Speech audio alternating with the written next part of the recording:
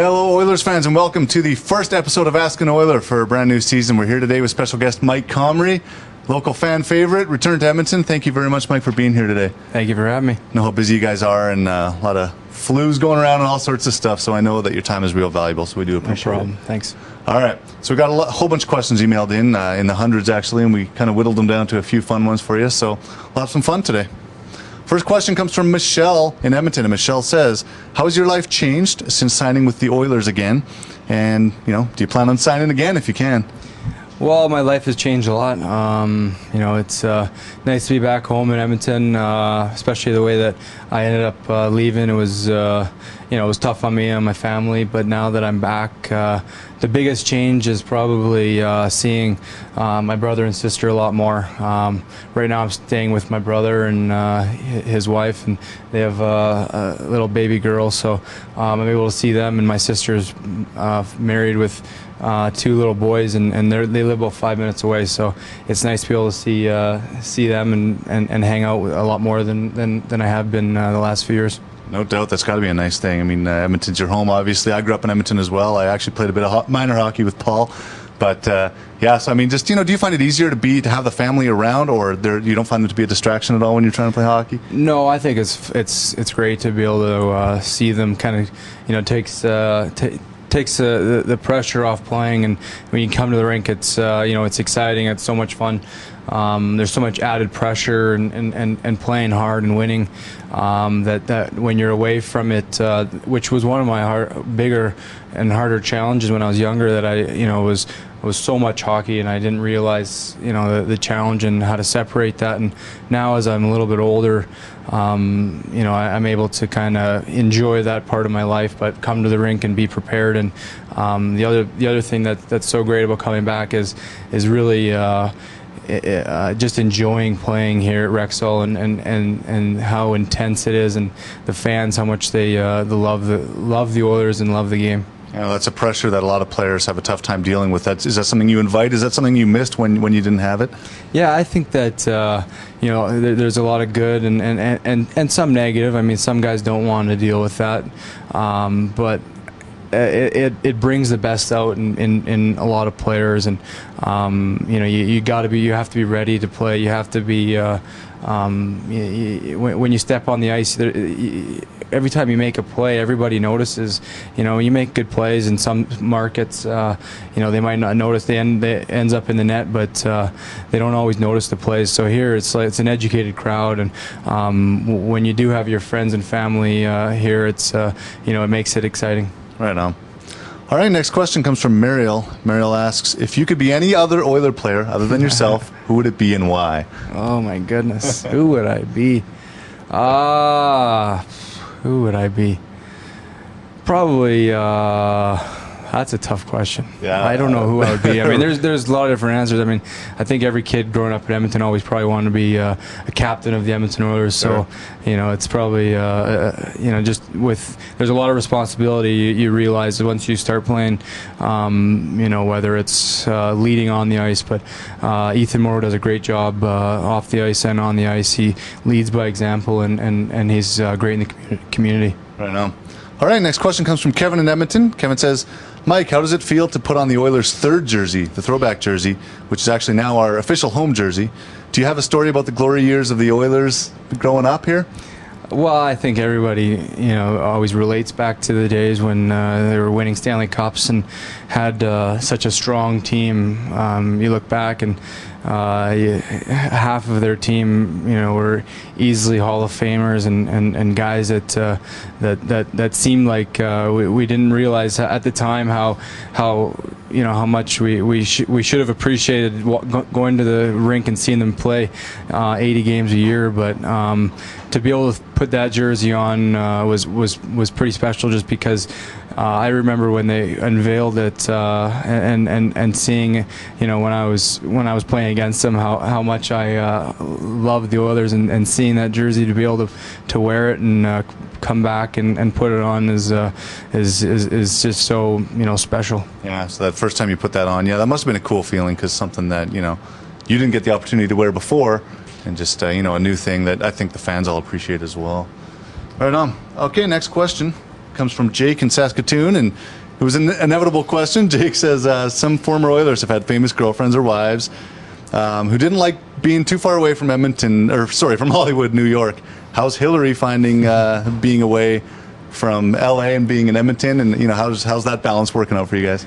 Well, that's good. I think that you have to make it work if you want to, and we've been together for a couple of years now, and we're both very busy, and she works a lot. So when I have time in the summer, I'll visit her whether on location, and when she gets a chance during our season, she'll come out, and she's been working a lot, so she finds time to fit in her schedule. So it works out all right as long as you find time and make it work. Things work out. Fair enough. Next question comes from Rose in Edmonton. Rose asks, what is the most embarrassing song you have on your iPod? Most embarrassing song. Oh, my goodness. Are you a music fan? Are you someone that uses music? You know what? I listen to anything and everything, and I couldn't actually even tell you what the most embarrassing song is, because my iPod it's probably more embarrassing that I don't even have a list of songs. I just download my girlfriend's songs on my iPod, so I just listen to whatever list she puts on. Hey, fair enough. Okay, next question comes from Craig in Ogden, Utah. Craig asks, who's influenced you the most from your departure from Edmonton and back to your return? Who's the biggest influence been during that time in your life? Well, I've had a lot of people that have really kind of supported me and helped me along with it. My family has been there from day one of my career, and since I was a young kid. But it was very hard on me leaving the way I did, and it being my hometown and coming back here was never easy. But definitely my family, probably my agent, and he helped get me back here, and your friends and family who are around you, or who were around me for my whole career, have just kind of helped me get through everything, and that was one large issue that I had, and it's just kind of been nice to come back, and from my family to my girlfriend to my agent to my friends, they've all kind of enjoyed the experience with me. Right on. Next question comes from Milan in Teslin, Yukon. Milan asks, many kids that grow up in Canada dream of making it to the NHL someday. However, because they are too small, they are told to give up. As a young hockey player, did you battle through adversity like this? And at what age did you realize that you actually had a good shot of making the NHL? Well, I think that you battle adversity your whole life, your whole career. Just because you make it to the NHL doesn't mean that there isn't somebody coming up behind you trying to take your job, and it doesn't matter what organization you're with. They're always trying to ice the best team. And when I was younger, there was a point where guys started to get bigger and stronger, and that just made me have to work out a little harder and be more prepared. And when I was 14 and 15, I knew that I had to do that, and I trained hard and